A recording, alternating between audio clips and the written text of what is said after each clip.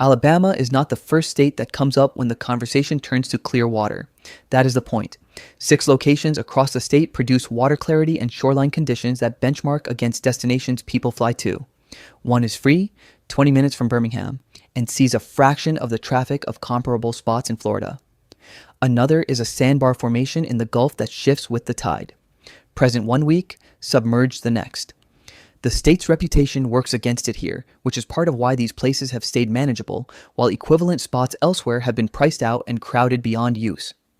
6 locations below, ranked from least to most exceptional. All of them are accessible now. Like this video if Alabama just moved on your list. Subscribe because the next state on this channel will do the same thing. 6. Chimney Rock, Lake Martin. Lake Martin covers 44,000 acres with over 750 miles of shoreline, one of the largest reservoirs in the southeast. Chimney Rock is a natural formation on the eastern shore where the water reaches turquoise blue on clear days and visibility runs 6 to 10 feet in deeper sections.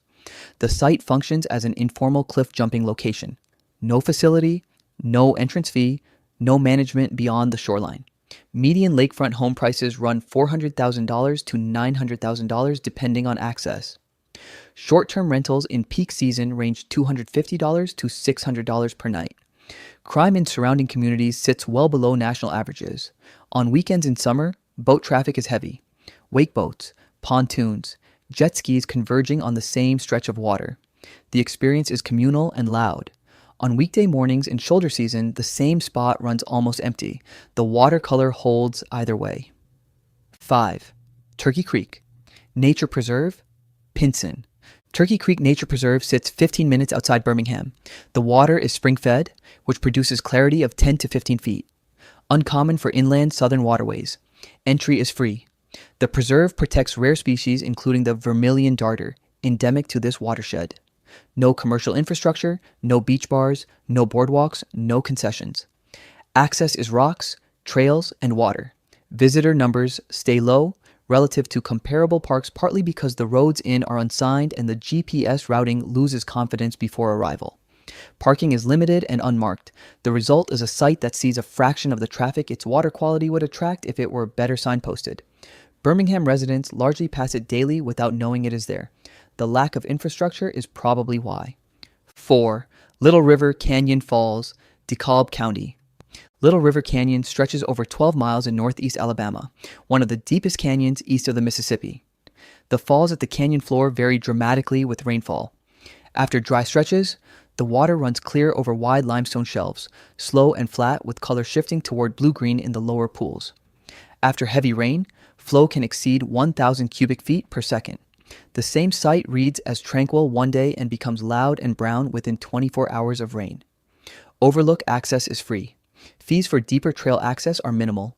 Surrounding housing in Cherokee and DeKalb counties averages $180,000 to $300,000, well below national median.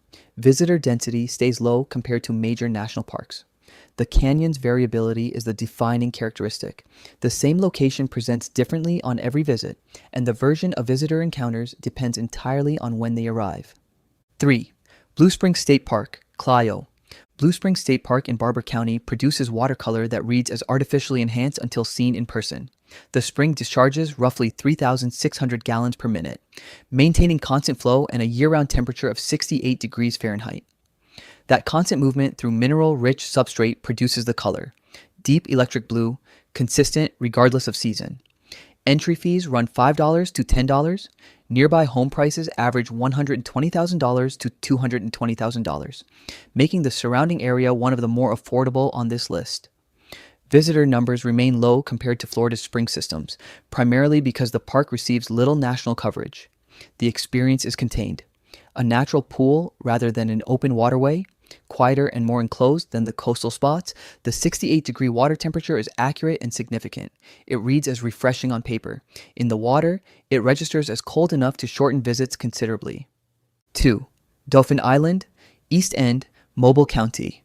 Dauphin Island's east end sits at the mouth of Mobile Bay where Gulf water meets bay outflow. The east end remains the least developed section of the island. Wide shoreline, soft sand, water shifting between pale blue and green depending on light and tide. Population on the island runs around 1,300. Median home prices range $300,000 to $500,000, with beachfront climbing above that. Vacation rentals run $150 to $400 per night, undercutting comparable Gulf destinations by a consistent margin. Crime rates sit well below national averages. Chain infrastructure is minimal. The island has resisted the commercial development that absorbed most of the Alabama Gulf Coast in the 1980s and 1990s. That combination no longer exists at Gulf Shores or Orange Beach.